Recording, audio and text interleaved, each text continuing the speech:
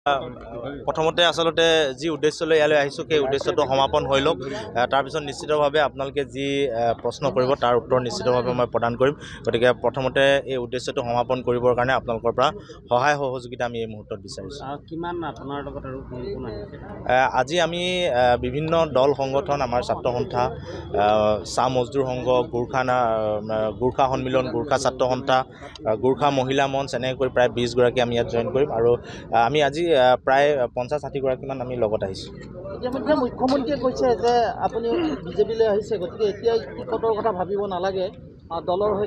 কাম কৰিব নিশ্চিতভাৱে হয় সেইটোৱে আমি যেতিয়া দল এটালৈ যাম সেই দলটোৰ মতে গোটেই কাম কাজখিনি আগবঢ়াটো নিশ্চিতভাৱে আগবাঢ়ি যাব লাগিব গতিকে পৰৱৰ্তী সময়ত মই যেতিয়া যোগদান